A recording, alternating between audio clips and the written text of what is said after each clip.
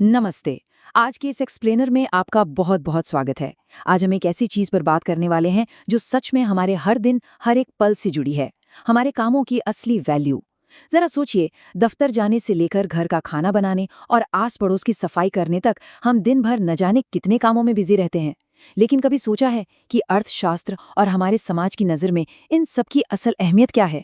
आइए देखते हैं कि हमारा हर एक छोटा बड़ा एक्शन इस दुनिया को कैसे आकार देता है।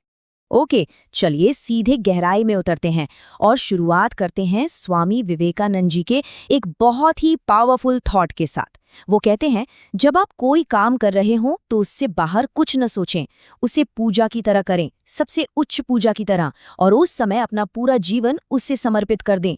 ये विचार हमें सिखाता है कि हर काम अपने आप में पूरा और सम्मान के लायक है। तो चलिए इसी पॉजिटिविटी के साथ हम इंसानी कामों के मेन टाइप्स को समझना शुरू करते हैं।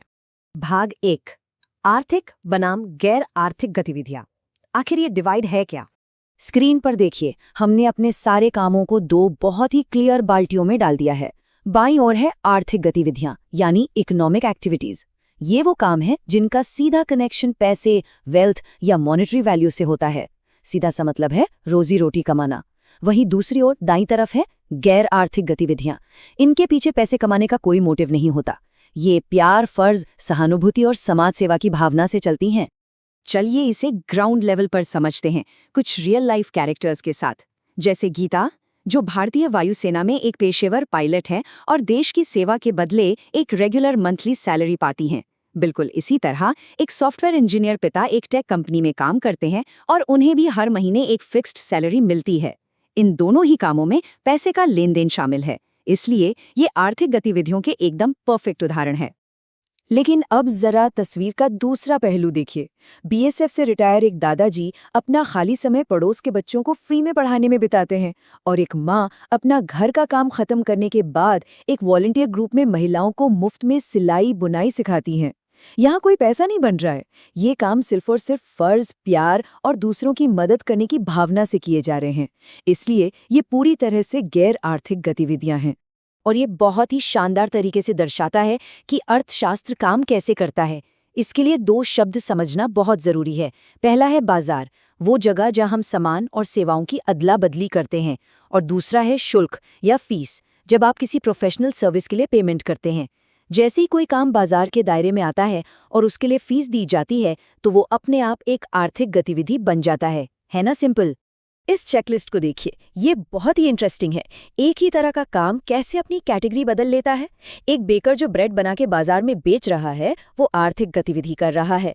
लेकिन जब पेरेंट्स अपने बच्चों के लिए प्यार से वही खाना पकाते हैं, तो वो गैर आर्थिक हो जाता है। ऐसे ही अस्पताल में फीस लेकर इलाज करने वाला डॉक्टर इकोनॉमिक काम कर रहा है, लेकिन घर पर अपने बीमार दादा दादी की फ्री में देखभाल करना पूरी तरह से नॉन इकोनॉमिक है। आगे बढ़ते हैं भाग 2 पर, पारिश्रमिक के प्रकार। यानी जब आप काम करते हैं तो उसका मुआवजा कैसे मिलता है। जब भी कोई आर्थिक गतिविधि होती है तो उसके बदले में पारिश्रमिक यानी मुआवजा मिलता है। इसके मेनली 4 तरीके हैं। पहला सैलरी, जैसे पायलट गीता को हर महीने मिलती है। दूसरा मजदूरी या वेजेस, जो दिहाड़ी के हिसाब से मिलती है। तीसरा है शुल्क या फीस, जैसे ऑनलाइन क्लास पढ़ाने वाली आंटी को मिलती है। और चौथा तरीका, ये बहुत ही क्लासिक और मजेदार है, वस्तु के रूप में भुगतान। साहिल की ये कहानी सुनिए। साहिल एक खेतीहर मजदूर है जो दिन भर ट्रैक्टर से खेत जोतता है, लेकिन जब शाम को उसे पेमेंट मिलती है तो पैसों के साथ साथ उसे टोकरी भर ताजे रसीले आम भी दिए जाते हैं। जरा सोचिए, ये दुनिया की सबसे मीठी पेमेंट है ना? यहाँ कैश की जगह फलों का इस्तेमाल हो रहा है। इसे पेमेंट इन काइंड कहते हैं, और ये आज भी हमारी कई ग्रामीण अर्थव्यवस्थाओं का एक बहुत अहम हिस्सा है। अब आते हैं भाग 3 पर, मूल्य संवर्धन यानी वैल्यू एडिशन को समझना, और इसमें हम सुलझाएंगे बड़ई का रहस्य। अब इस स्लाइड के बारे में जो बात वास्तव में दिलचस्प है वो ये है कि यहाँ सिर्फ एक नंबर लिखा है, 400 रुपये, बस। ये एक मिस्ट्री है। अर्थव्यवस्था में ये 400 रुपये का एक्स्ट्रा वैल्यू अचानक से कहाँ से आ गया? क्या ये कोई जादू है? हवा से तो पैसे नहीं बनते, राइट? तो चलिए देखते हैं कि असल में ये वेल्थ जनरेट कैसे होती है। इस रहस्य को हम राजेश नाम के एक कारपेंटर के जरिए सुलझाते हैं। स्टेप 1, राजेश बाजार गया और 600 रुपए की कच्ची लकड़ी खरीदी। स्टेप 2, उसने उस पर अपना समय लगाया, अपने टूल्स का इस्तेमाल किया और अपनी गजब की स्किल दिखाई। स्टेप 3, उसने उस लकड़ी को एक शानदार कुर्सी में बदल दिया और उसे 1000 रुपए में बेच दिया। 1000 माइनस 600 बचे 400 रुपए।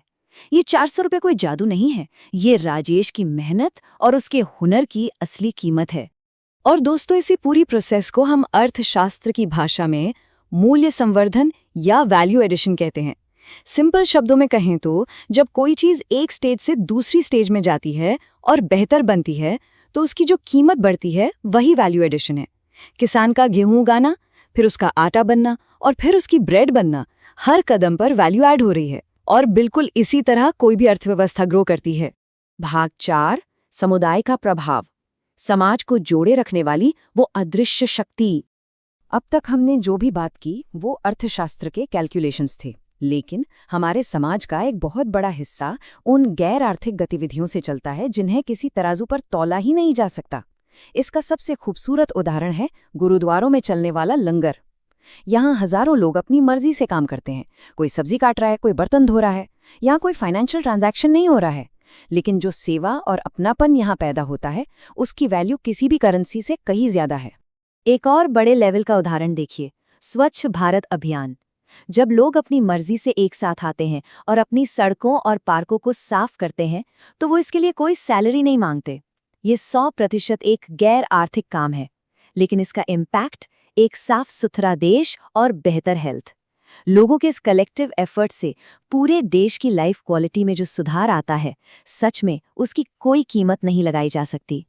आइए आगे बढ़ते हैं और देखते हैं कि ये विचार कैसे और भी वृहद रूप ले लेता है। जैसे भारत का वन महोत्सव, लोग एकजुट होते हैं और बड़े पैमाने पर पेड़ लगाते हैं।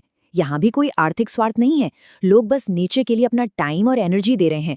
ऐसे कैंपेन सिर्फ धरती को हरा भरा ही नहीं बनाते, बल्कि हमारे अंदर पर्यावरण को बचाने की एक बहुत ही स्ट्रॉन्ग कम्युनिटी अवेयरनेस भी पैदा करते हैं। तो इन सब बातों को समझने के बाद आज के इस एक्सप्लेनेर को हम एक बहुत ही गहरे सवाल के साथ खत्म करते हैं। जरा सोचिए, जब आप अपने खुद के आस पड़ोस में देखते हैं तो आपको ऐसे कौन से कम्युनिटी प्रोग्राम्स या बिना पैसे के किए जाने वाले काम नजर आते हैं, और वो हमारी जिंदगी में किन वैल्यूज को दिखाते हैं? ये सोचने वाली बात है ना? क्योंकि बिना किसी आर्थिक लालच के ऐसे अनगिनत रियल लाइफ हीरो हर दिन हमारी दुनिया को थोड़ा और बेहतर बना रहे हैं। इस सफर में हमारे साथ जुड़ने के लिए आपका बहुत बहुत धन्यवाद।